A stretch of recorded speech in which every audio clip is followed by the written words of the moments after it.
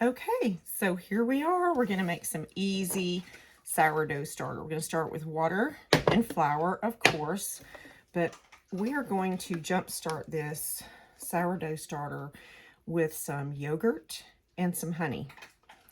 Now, this is not a discard and waste and at feed.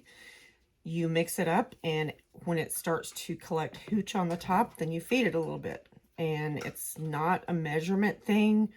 Now, I have about 2/3 of a cup of flour here. So what I'm going to do to start with is I'm going to take my yogurt. First of all, I'm going to pour the whey in there. Now, this is about a 1/4 cup of water to start with.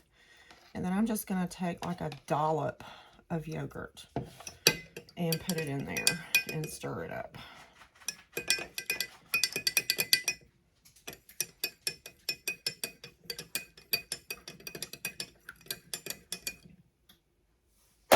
So I'm going to take my flour, which is about 2/3 of a cup.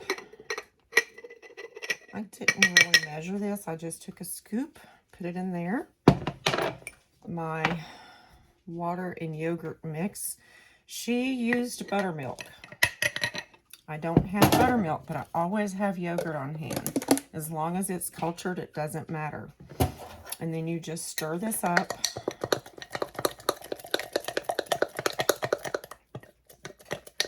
And it's going to be like a thick cake batter, or thick pancake batter.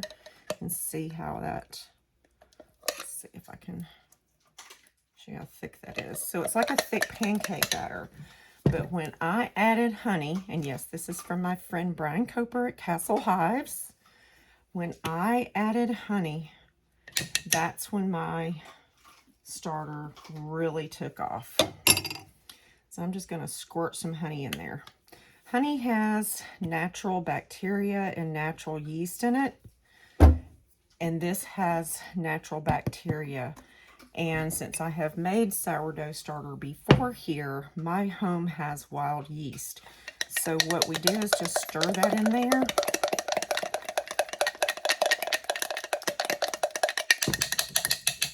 All right, pretty. I always have coffee filters and canning rings. So I put my coffee filter, and then I take my canning ring and just voila. You can use a rubber band. You can use any kind of a cloth with rubber band or whatever. I just find this very handy. I use coffee filters for a lot. I strain my yogurt through them.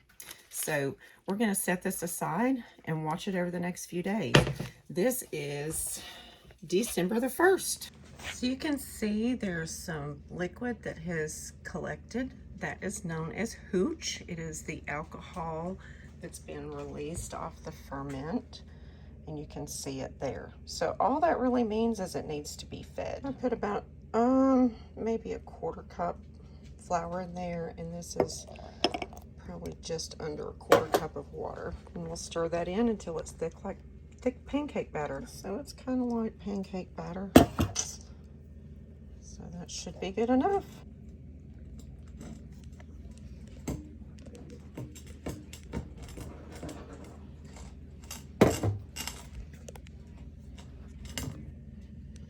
See, it's hard to see where it's rising, but this is where it was when I fed it, and it's now up here.